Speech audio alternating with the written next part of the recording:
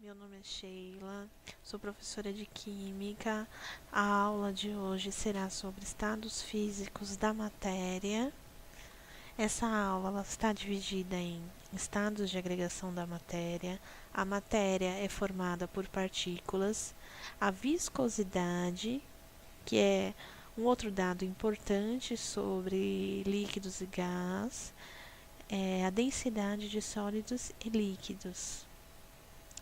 A matéria, ela apresenta três estados físicos: o estado sólido, aqui representado por essa barra de ferro, o estado líquido, aqui representado esse copo com água líquida, e o estado gasoso, com essa bexiga cheia de ar.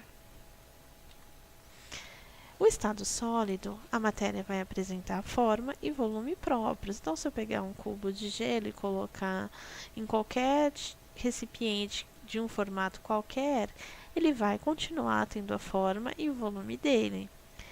O estado líquido, a matéria apresenta volume próprio, mas a forma é aquela do recipiente que a contém.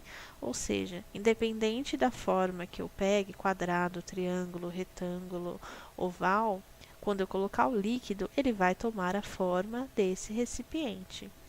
No estado gasoso, a matéria não apresenta forma e nem volumes próprios, ou seja, eu não consigo definir a forma e o volume de uma substância gasosa, por exemplo.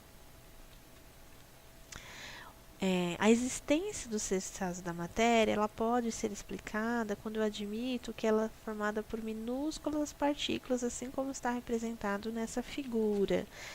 Nos três estados físicos da água, no caso, nessa figura, eu não consigo enxergar o vapor da água, né?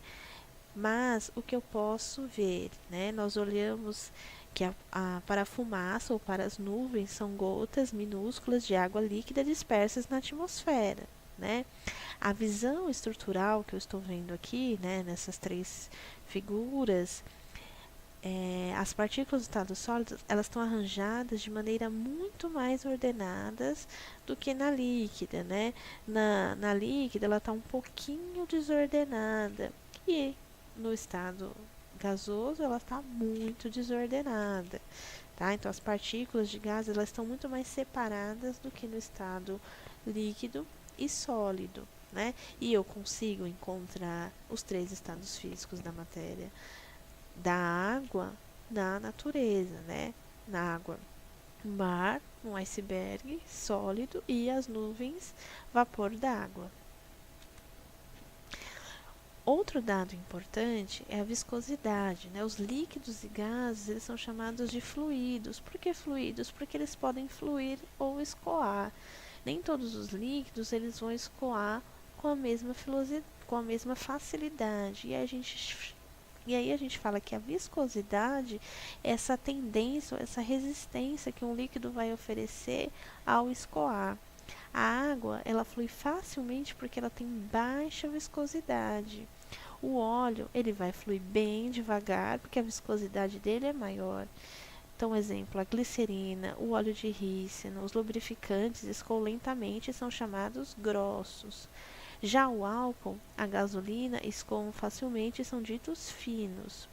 Os óleos lubrificantes são classificados de acordo com a viscosidade, ou seja, óleos de 20 a 50 são finos, enquanto óleos de 80 a 140 são grossos e são usados na lubrificação dos câmbios. Outro dado importante é a densidade de sólidos e líquidos. É comum a gente falar que sólidos afundam no líquido, né? E realmente a maior parte dos sólidos é mais densa que sua forma líquida. Aqui eu dei o exemplo do benzeno. O benzeno líquido ele tem densidade de 0,90 gramas por centímetro cúbico a 5 graus Celsius.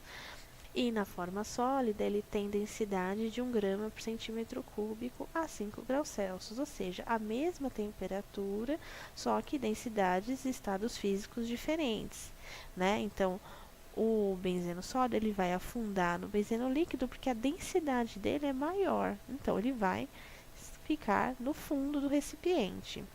Já a água, ela se comporta de uma forma diferente. Por quê?